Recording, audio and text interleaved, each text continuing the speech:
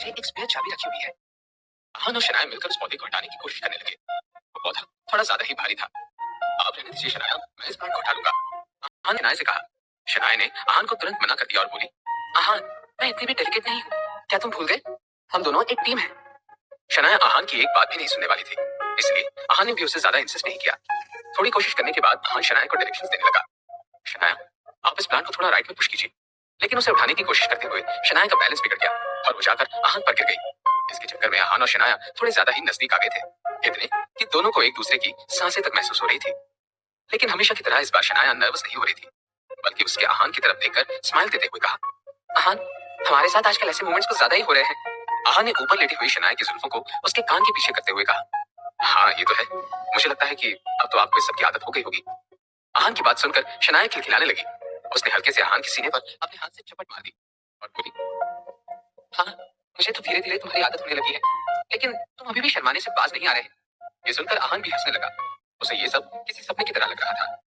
कुछ दिनों के पहले अहान और शनाया एक दूसरे का हाथ भी पकड़ने से शर्माते थे, और आज आज वो एक दूसरे के अराउंड बहुत कंफर्टेबल फील करने लगे थे। एकदम से अहान ने शनाया से सवाल करते हुए कहा, आज सुबह आप कार में मुझे बेबी गर्ल या बेबी बॉय के बारे में क्या पूछ रही थी? जैसे ही शनाया ने अहान का ये सवाल सुना, वो थोड़ी क्यूरियस लगने लगी। शनाया ने अहान की आंखों में देखते हुए मन ही मन में कहा, इस मैटर को आज इस वक्त क्लियर हो जाना चाहिए था, लेकिन वो बेवकूफ रतन और सीमा बुआ जी बीच में आ गई। खैर, कोई बात नहीं, late is better than never. अब जब मुझे अच्छा मौका मिला है, तो मैं अहान से इस बारे में बात करके रहूंगी। शनाया ने अब अपना मन बना लिया था। उसने फिर अहान की तरफ देखकर उससे कहा, अहान, वो मैं सोच रही थी कि क्यों ना हम दोनों। मगर एक बार फिर से शनाया की बात अधूरी ही रह गई थी। अचानक से रूपल के घर का दरवाजा खुला और उसने बाहर से आकर चिल्लाते हुए कहा, अपना ये शो बंद करो, ये क्या चल रहा है शनाया? अहान, क्या तुम अपने आप पर कंट्रोल नहीं कर सकते? वैसे मुझे तो तुमसे कोई ज्यादा उम्मीद भी नहीं है, बेशरम कहीं के। अहान को कोसते हुए रूपल उन दोनों के पास गई और शनाया का हाथ पकड़कर उसे खड़े होने में मदद करने लगी। शनाया अहान और रूपल से अपनी नजरें चुराने लगी। उसने एकदम से रूपल के बीच में आने की उम्मीद नहीं की थी। और रही बात अहान की, तो जब से उसने रूपल के घर जाने के लिए हामी भरी थी, उसने ऐसी बात सुनने के लिए अपने आप को प्रिपेयर कर लिया था। अपने कपड़े झटकते हुए अहान भी खड़ा हो गया। रूपल ने अजीब सी नजरों से अहान को देखा और फिर अपनी बेस्ट फ्रेंड से सवाल करते हुए बोली, शनाया, ये सब क्या हो रहा था? शनाया ने इस तरह जवाब देना शुरू किया मानो उसे अपनी हरकत का हिसाब दे रही हो। रूपल, वो मैं इस प्लांट के नीचे रखी हुई स्पेयर चाबी ढूंढ रही थी। वो प्लांट थोड़ा भारी था, तो इसलिए मैंने अहान से हेल्प मांग ली। हम तो बस चाबी ही निकाल रहे थे कि मेरा बैलेंस चला गया, और फिर जो तुमने देखा वो। शनाया के इतने डिटेल्ड एक्सप्लेनेशन को सुनकर अहान दंग रह गया। उसने अपने सामने खड़ी दोनों लड़कियों की तरफ बारी से देखते हुए मन ही मन में कहा, मुझे ऐसा क्यों लग रहा है कि जिस तरह शनाया रूपल को सब एक्सप्लेन कर रही है, मैं शनाया का पति नहीं, कोई दूसरा आदमी हूँ। उफ, इन लड़कियों की दोस्ती मुझे अजीब सी वाइब्स देती है। जब रूपल ने शनाया की ये बात सुनी, उसने शक भरी निगाहों से अहान की तरफ देखा और बोली, क्या ऐसा ही है?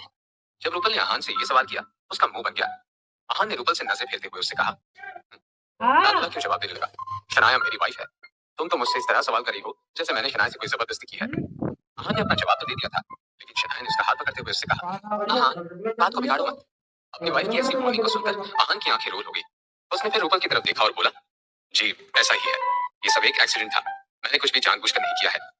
अहान का जवाब सुनने के बाद रूपल ने कुछ सोचा और अपना फैसला सुनाते हुए बोली, अगले कुछ दिन तुम्हारी वाइफ मेरे साथ ही रहेगी, तो फिर तुम पहले फ्लोर पर ही रहना, समझ गए?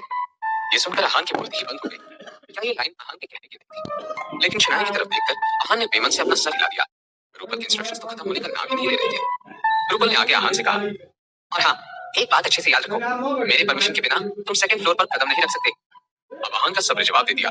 उसने अपने सर पर हाथ रखते हुए कसम खाकर कहा, ठीक है, परेशान होने की कोई जरूरत नहीं है, मैं ऊपर नहीं आऊंगा।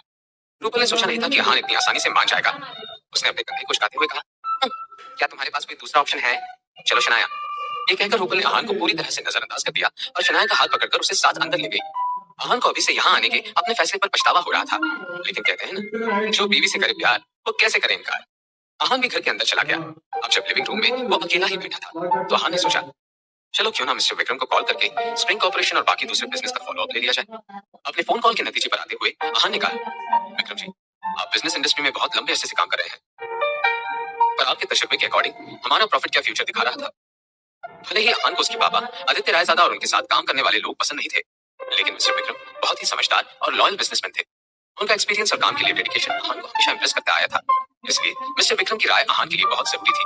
अहान से सवाल का जवाब देते हुए विक्रम ने कहा, यंग मास्टर, अगर सच कहूं तो शुरुआत में आपकी इन्वेस्टमेंट और डिसीजन मेकिंग से मैं खास खुश नहीं था, लेकिन हमारा इनिशियल प्रॉफिट बहुत कमाल का है। हमें 10 दिनों में जितना प्रॉफिट हुआ है, उतना रायजादा ग्रुप्स में 3 महीनों का मार्जिन होता है। इसीलिए आप बेफिक्र रहिए यंग मास्टर। अगर आपके दिमाग में कुछ और सजेशंस और प्रोजेक्ट्स होंगे तो मुझे बता दीजिए, हम उन पर भी काम शुरू कर सकते हैं। मिस्टर विक्रम आहान के परफॉर्मेंस से बहुत खुश थे, लेकिन आहान ने उनसे केयरलेस अंदाज में कहा, विक्रम जी क्या जल्दी है? अब इस प्रॉफिट और रायजादा ग्रुप को बहुत ज्यादा देखना है, हमें जल्दबाजी करने की कोई जरूरत नहीं है। ये कहकर आहान ने फोन कट कर दिया।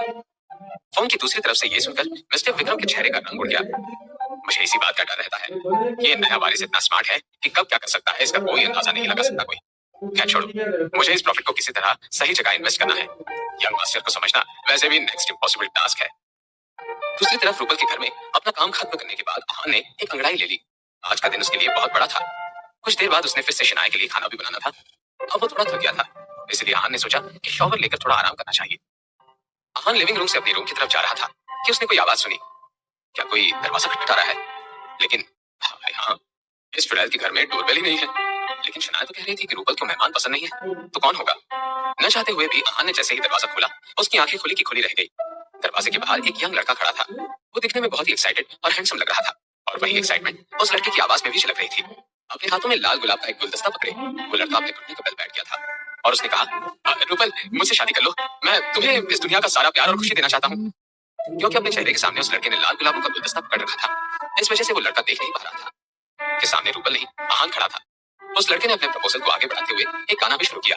तुझे देखा तो ये जाना सनम, प्यार होता है दीवाना सनम।